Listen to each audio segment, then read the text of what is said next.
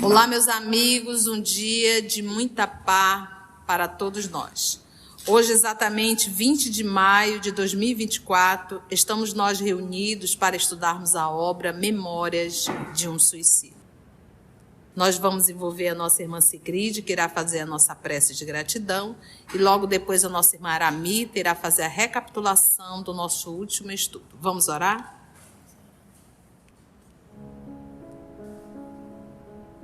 Senhor Jesus, mestre querido e amigo, nós te agradecemos pela oportunidade deste estudo que tem transformado tanto os nossos dias, os nossos pensamentos e as nossas atitudes.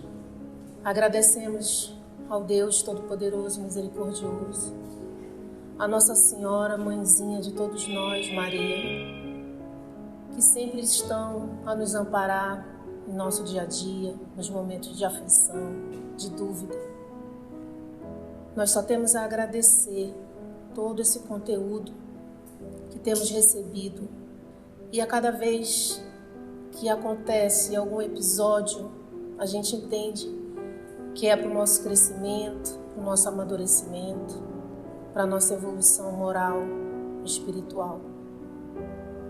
Agradecemos também a presença dos amigos espirituais, ao nosso anjo de guarda, nosso amigo, que está conosco desde o momento do nosso nascimento e sempre nos dando conselhos e lições. Agradecemos também a oportunidade do estudo do livro Memórias de um Suicida, também com o objetivo de auxiliar os nossos irmãos que em algum momento de desespero, de desaviso, vieram a cometer o suicídio. São irmãos como nós também. Pedimos por todos eles um alívio espiritual, através também desse pequeno grupo que se esforça tanto no seu dia a dia, como também vir aqui e pedir por esses irmãos. Te agradecemos, Nossa Senhora, por tantas vezes iluminar os nossos caminhos e nos trazer até aqui. Muito obrigada, que assim seja.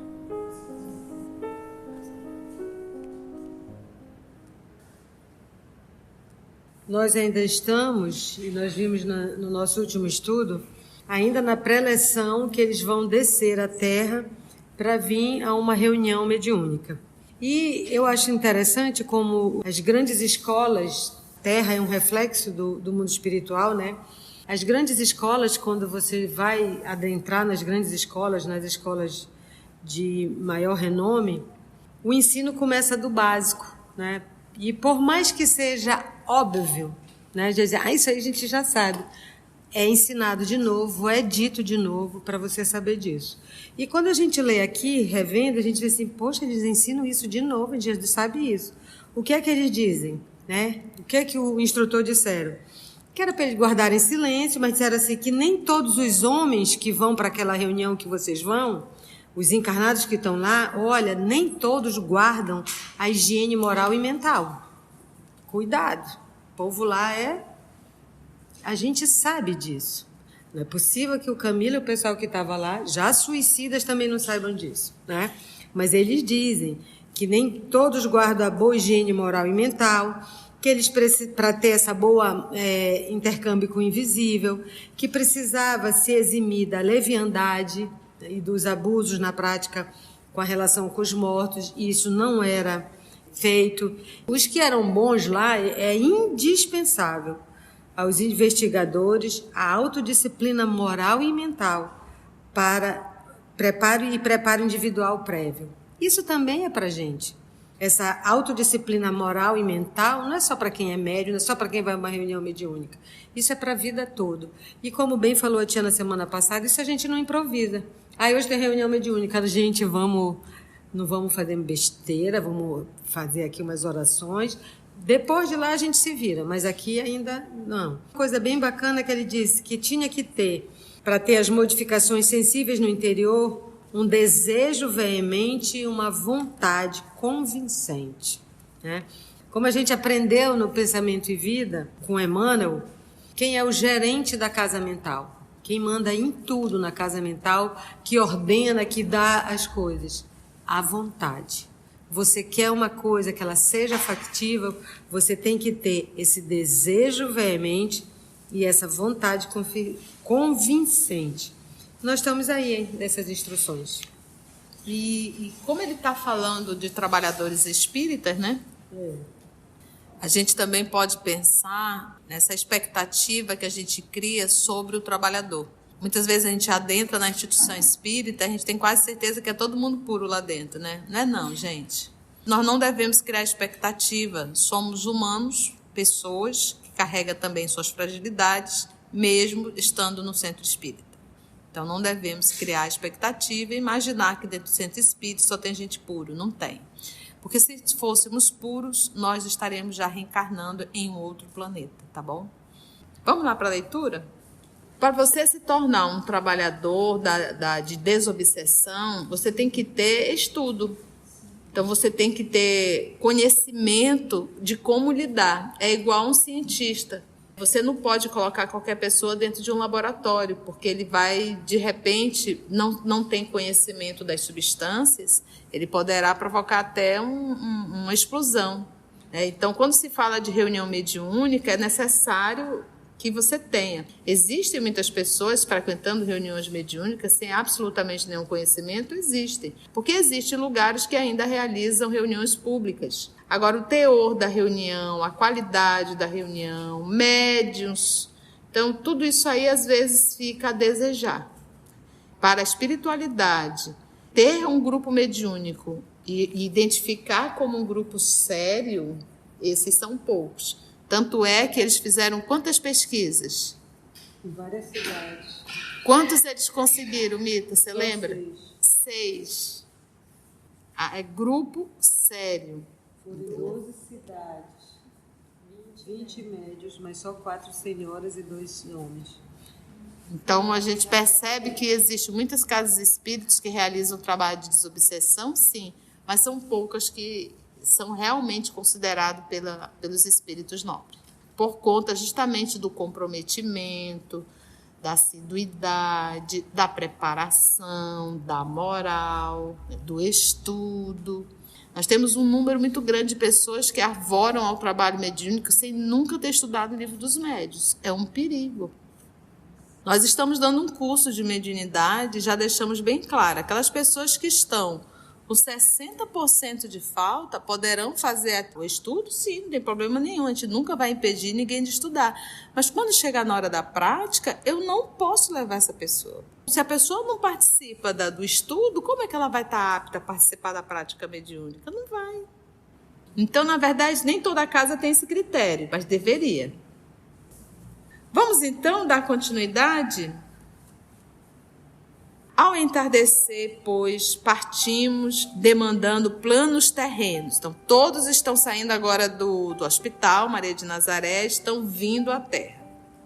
Custodiávamos pesada escolta de lanceiros, turmas de assistentes, psiquistas e técnicos da vigilância, por de nenhuma dependência da colônia, mesmo do templo, ninguém visitaria a terra ou outras localidades vizinhas sem um concurso valioso dos abnegados e intrépidos, firmes obreiros daquele departamento, os quais, em verdade, eram os responsáveis pelas mais árduas tarefas que ali se verificavam.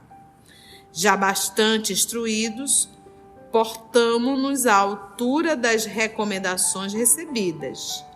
Nossos comparsas em piores condições, justamente aqueles por quem tantas operosidades, trabalho, se realizavam, que seriam justamente aqueles que iriam se comunicar, por isso toda essa organização, foram transportados em carros apropriados, rigorosamente fechados e guardados pela fiel milícia hindu, quais prisões volantes para pestosos, o que nos impossibilitou vê-los. Seus gritos lancinantes, aflitos, porém, Seus gemidos e choro convulsivo, que tão bem conhecíamos, chegavam até nós distintamente, o que nos comovia, despertando-nos funda compaixão. Porque eles viram, ouviram tudo isso quando estavam no vale. Então ele está falando agora o percurso. Aqueles que vão se comunicar estão sendo conduzidos em um determinado carro, transporte, veículo, todo fechado. Vai dizer, tia, por quê? Lembra que o campo mental deles contamina qualquer ambiente. Por isso é que eles vão isolados. Por isso é que ele usou o termo peste. Então, se uma pessoa está com uma enfermidade que contamina, né, que pode contaminar, ela tem que ser o quê? Isolada. A doença deles é o quê? Desagregação mental. Doença mental, comportamental. Então, aonde eles vão, eles desequilibram tudo. Por isso é que nem todos os médios aceitaram. Nem o trabalho no Hospital Maria de Nazaré, todo o trabalho dos psiquistas conseguiram resolver. Tamanho o adoecimento deles. Ansiosos, procuramos socorro ao mal-estar daí decorrente nas prudentes recomendações de Romeu e Alceste, nossos caros instrutores, firmando nossas forças mentais, porque o que acontece? Como eles começaram a ouvir o lamento, o choro, os uivos dos irmãos que estão dentro desse transporte fechado, eles naturalmente já voltaram aonde? Ao vale. E aqui diz, já lembramos das recomendações de Alcestes e de Romeu, firmando nossas forças mentais em vibrações caridosas a eles favoráveis, o que até mesmo a nós próprios veio beneficiar. Então, ao invés de eu estou ouvindo um lamento, ao invés de eu me envolver com esse lamento e passar a sentir o que o outro sente, que eu possa ouvir o lamento, mas beneficiando o outro através da oração. Então, se você escuta um lamento, você ali vibra, ora por aquela pessoa, fará bem tanto a pessoa que está a lamentar, quanto a você. Aí você diz, a pessoa estava carregada. Não é que ela estava carregada. À medida que ela foi contando a história dela, foi acionando dentro de ti, você foi entrando em sintonia com a história. Você estava no lugar que a pessoa estava. Você passou a sentir o que a pessoa estava sentindo. Obviamente, isso vai trazer um resultado. Então, eu não devo dizer, não quero ouvir história de ninguém porque eu fico mal. Fica mal porque é sintonia. Mas se você ouvir a história, mas elevando o teu pensamento a Jesus e solicitando o amparo àquele irmão, pronto. Faz bem para ti e faz bem para o outro. Mita. E é legal isso, essa instrução deles, que eles sempre reforçam. Não é porque você está ruim, que você está no hospital, que você não possa fazer nada para sair disso e vibrar para o outro, né? Então ele dá aquelas lições básicas que a gente já ouviu. Silêncio, não querer visitar ninguém, ficar todo mundo junto, não sair da vibração e vibrar pelos que estão pior do que tu. Tu tem condições de dar alguma coisa. E aí ele diz aqui, eu pensava em pensamento de compaixão para o que está pior do que eu e isso me beneficiava. O bem faz bem para quem faz o bem. É o primeiro beneficiado. Por isso que Jesus diz, buscai primeiro as coisas de Deus, as demais vos será dada por acréscimo. Se você ficar concentrado nos seus sofrimentos, nas suas dores, a tua dor aumenta. Mas se você deixa a tua na mão de Deus e vai acolher e ajudar a outros, quando tu voltar, tem a solução para a tua. Então, buscai primeiro as coisas de Deus, as demais vos será dada por acréscimo. Chegados ao termo da viagem, ao final da viagem, um deslumbramento surpreendeu nossos olhos habituados às brumas nostálgicas do hospital. Era de fazer notar como podíamos ver melhor tudo em derredor. Uma vez na terra, pois, em tempo algum, jamais víramos edifícios tão magnificamente engalanados, levantando-se de luzes como aquela humilde habitação era pelos esplendores que do alto se projetavam. Então ele diz assim, não era um prédio, a casa era simples, mas a luminosidade que vinha do alto era tão grande que parecia até um prédio. por conta da luminosidade que envolvia. Era pelos esplendores que do alto se projetavam, envolvendo-a como um abraço de vibrações hialinas, ou seja, transparentes, tá, gente? Encimando-a, em cima dela, lá estava a cruz radiosa, emblema dos servos de Maria aquartelados num instituto. Porque lembra, eles foram para ficar nesse espaço e já colocaram a flâmula, né, a bandeira, que são trabalhadores de Maria, né? Com as iniciais nossas conhecidas e cujas cintilações azuladas confundiam e arrebatavam. Lanceiros montavam sentinela a pequenina mansão transformada em solar de estrelas, havendo mesmo um cordão luminoso qual bastião, e aí tem uma nota da editora. Lavoura e relevo, especialmente em obras de ourivezarias e prataria, que retratava a flora e a fauna do bestiário românico e gótico, além de combates e outros assuntos guerreiros. Bestião. Então, havia também mesmo um cordão luminoso, qual bastião, de flavas, cor de ouro, neblinas, né? Circulando-a, essa casa, cuidadosamente. Vai dizer, mas tia, é necessário lanceiros? É, para intimidar. Para intimidar os espíritos levianos. Lembra que eles estão na terra.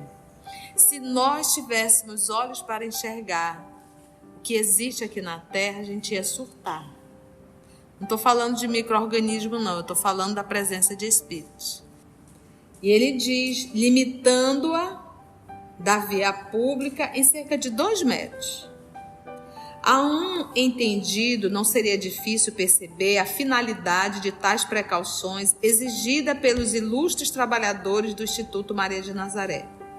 Não desejavam a intromissão no recinto das operações, nem mesmo de emanações mentais heterogêneas, diferentes, precatando-se, né, protegendo quanto possível das investidas nocivas exteriores de qualquer natureza. Porque imagina que eles estão trazendo pessoas muito adoecidas. É necessário que haja toda essa proteção. Mita? Vou dar a visão mental para vocês. Eles chegam numa casa onde vai ter essa reunião mediúnica e o que ele vê? Ele disse que ele nunca tinha visto tanta luz num edifício, nessa habitação. E o que é que ele vê além disso? Um cordão de isolamento, que é um cordão de isolamento de 2 metros, que pega as ruas, e essa flávia é tudo dourado, esse cordão, para não ter nenhuma coisa de fora. Tanta proteção que precisa, para não chegar. Então, a casa está aqui, e 2 metros da casa tem um cordão de isolamento, além dos lanceiros de tudo. É bem isolado e necessita, por conta dos espíritos adoecidos que irão atender. Não é para um ataque, um embate, vamos dizer assim, físico ali, é para evitar as emanações mentais de qualquer entidade, sei que passe por ali. Que seja o contrário, diferente do que eles querem. É uma proteção bem forte. Bem forte. Quase um centro cirúrgico, precisando de asepsia. E aí a gente sabe que a asepsia é mental. E as pessoas leem as obras espíritas e é muito falado da proteção do centro espírita, mas isso não é uma regra. Não é o fato de estar escrito centro espírita que isso garante tudo, tá? O que garante realmente é a equipe que trabalha dentro desse centro. É o trabalho que está sendo realizado dentro do centro. Vamos nós. Entramos, nossa admiração aumentava. Vamos ver o que tem dentro da casa, do centro. A azáfama, né, a atividade do plano espiritual era intensa. Quanto à parte que tocava ao homem executar, parecia diminuta, conforme foi fácil observar. Então, chega aqui os trabalhadores, a gente senta, né, a gente não tem noção do trabalho da espiritualidade que antecedeu a nossa chegada. Ao ingressarmos no salão indicado para o nobre acontecimento, apenas se nos deparou um varão idoso, absorvido na leitura de um manual de filosofia transcendental, o qual disse-ia empolgá-lo, pois verdadeiramente concentrado nos pensamentos que ia captando das páginas sábias, deixava irradiar da fronte fagulhas luminosas que muito recomendavam no conceito do invisível. Tudo indicava compreender ele a responsabilidade dos trabalhos daquela noite, que sob seus ombros também pesavam, e, por isso, preparava-se a tempo, estabelecendo correntes harmoniosas entre si próprio e seus diletos amigos espirituais. Era o diretor terreno da casa. O quadro a contemplar, aliás, era sugestivo e majestoso. Haviam desaparecido os limites da sala de trabalhos, como se as paredes fossem magicamente afastadas a fim de se dilatar o recinto. Em seu lugar, víamos tribunas circulares, com feição de arquibancadas, de CI anfiteatro para acadêmicos. Nossos guias vigilantes indicaram arquibancadas e os lugares a nós reservados. Obedecemos sem relutância, ao passo que os infelizes companheiros, cujo estado grave dera razões ao trabalhoso recurso, eram pacientemente conduzidos por seus médicos assistentes e enfermeiros e colocados no primeiro plano das arquibancadas em local apropriado às suas condições. Comenta pra gente, Mita. Quando eles chegam no local, e aí interessante essa leitura que me recordou que o Chico conta uma coisa parecida.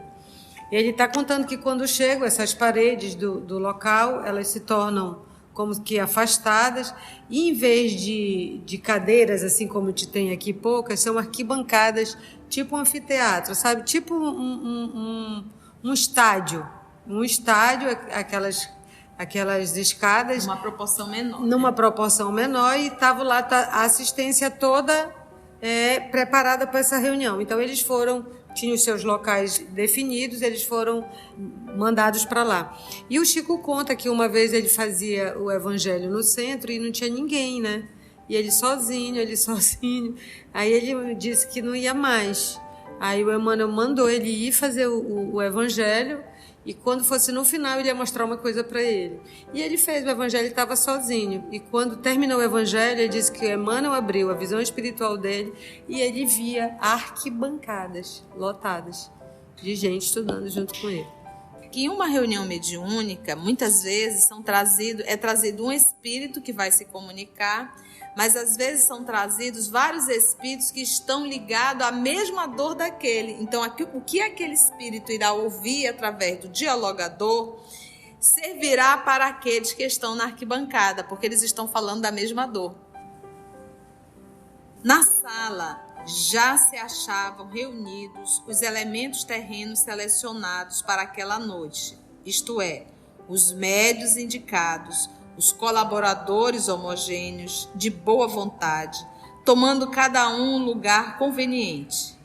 Para estes, nada mais havia no tosco aposento, além das paredes brancas e desadornadas.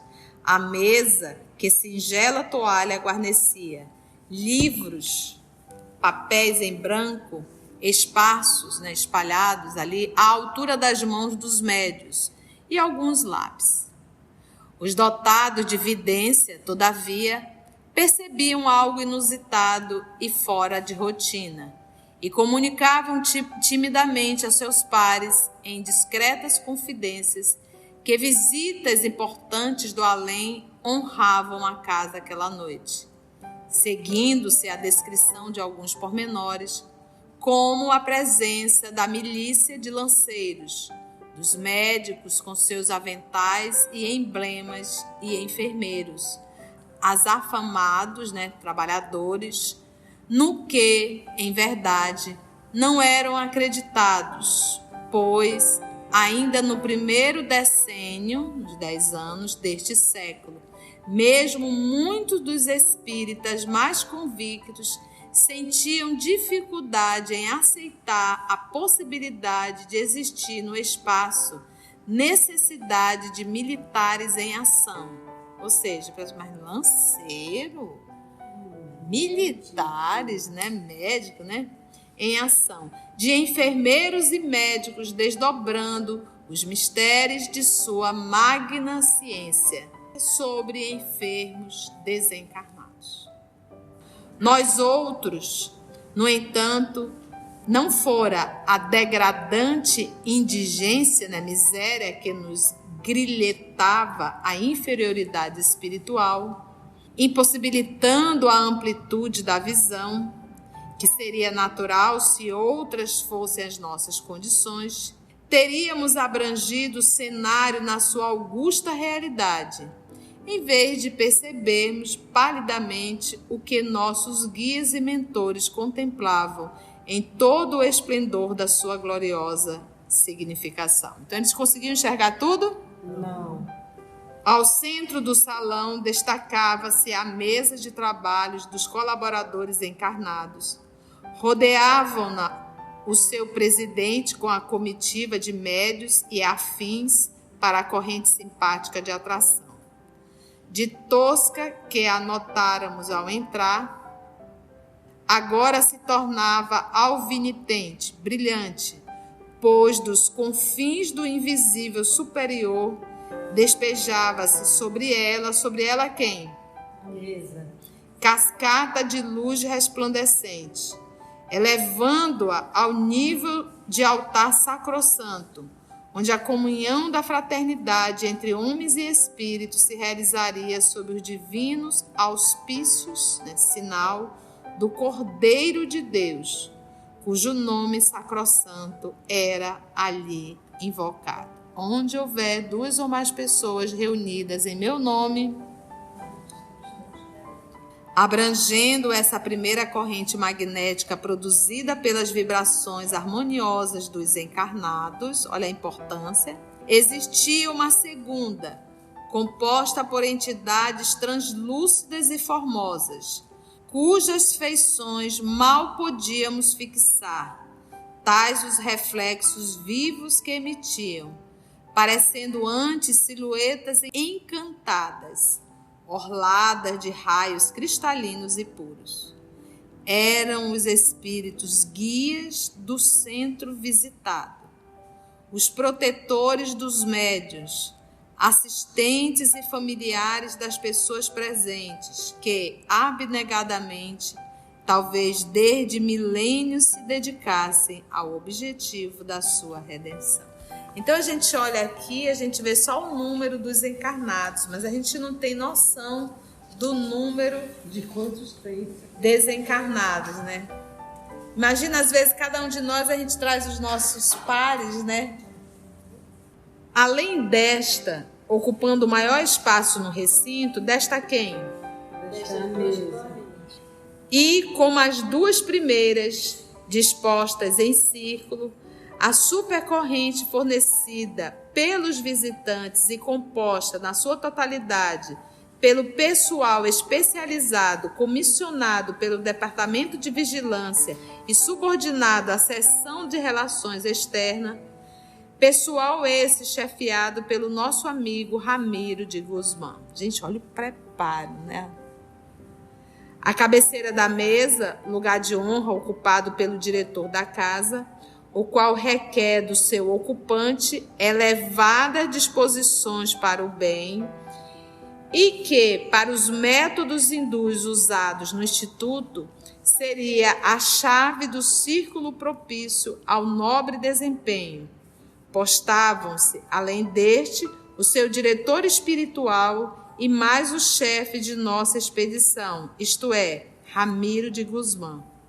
Ao passo que mais acima, Romeu e Alceste, os instrutores diretos da atormentada falange, cujo delicado desempenho vai verificar-se por intermédio da palavra do instrutor terreno, o presidente da mesa. Olha a inspiração. A um e outro cumpre recolher as vibrações dos pensamentos e das palavras do presidente, desenvolvidos durante o magno certame, na exposição, associá-los aos elementos quintessenciados de que dispõe, de envolta com as ondas magnéticas dos circunstantes encarnados, elaborá-los e transfundi-los em cenas, dando-lhes vida e ação, concretizando-os, materializando-os, até que os infelizes assistentes desencarnados sejam capazes de tudo compreender com facilidade. Para isso, contam com o apoio do pessoal especializado fornecido pela vigilância, isto é, pela seção de relações externas, e o concurso amoroso indispensável dos gabinetes científicos localizados no hospital chefiado por Teófilo. Vamos entender isso aqui? Vocês lembram que no dia anterior, que se a gente voltar umas páginas atrás, vai ver que no dia anterior desceram os técnicos com um monte de instrumento para eles coisas. Se fosse hoje, a gente ia dizer assim, vou dizer numa linguagem que vocês entenderem. Desceram os técnicos com as telas de plasma, com os data show, tudinho, para passar os slides da exposição. Tem o cara que vai fazer a exposição, que é o diretor da casa. Acima dele tem o diretor espiritual da casa.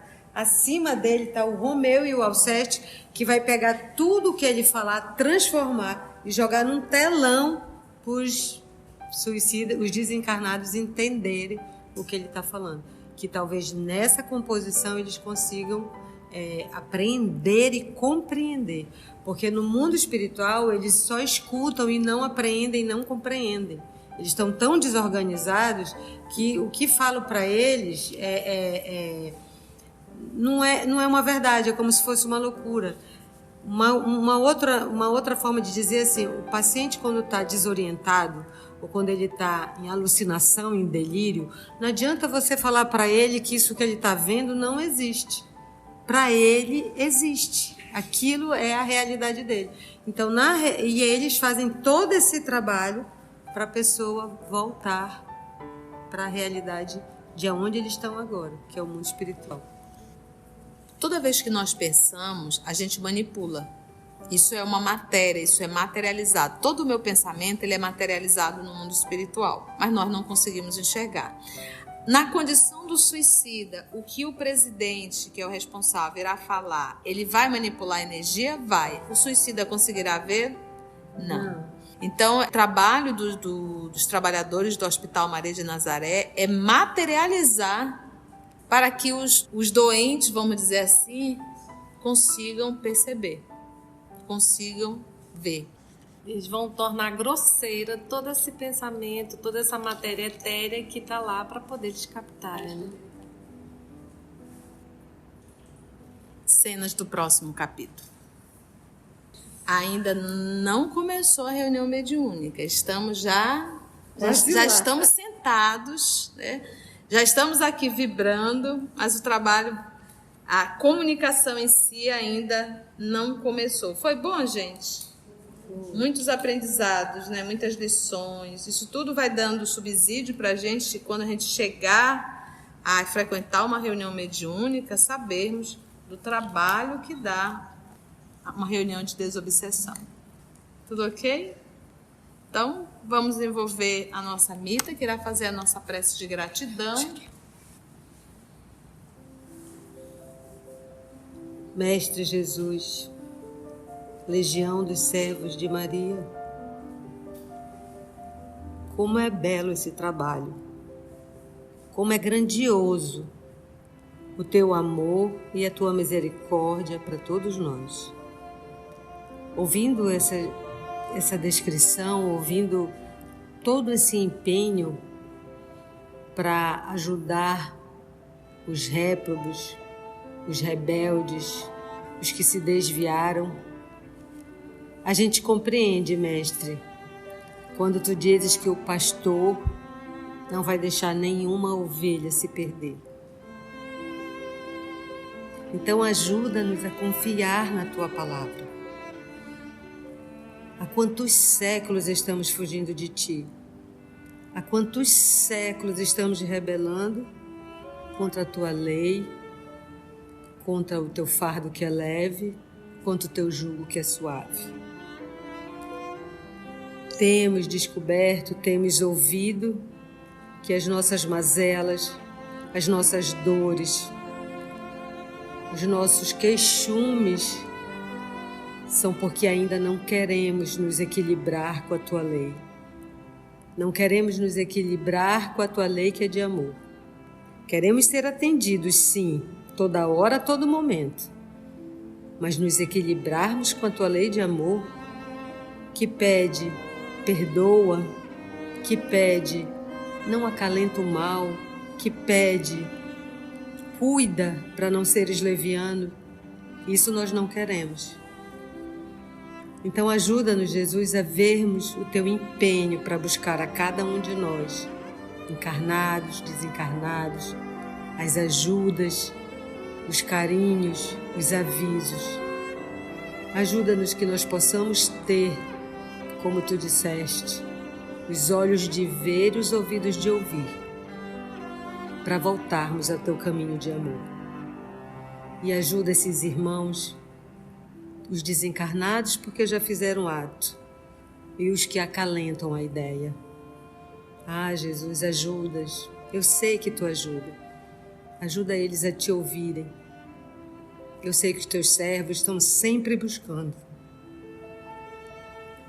Então ajuda a cada um de nós, que nós também possamos dar o pouco que a gente tem, colocar a nossa pequena gota, a nossa pequena moedinha, para ajudar aonde quer que a gente estiver. E ajuda-nos a ficarmos contigo, porque nós temos certeza que tu estás conosco desde sempre, que assim seja.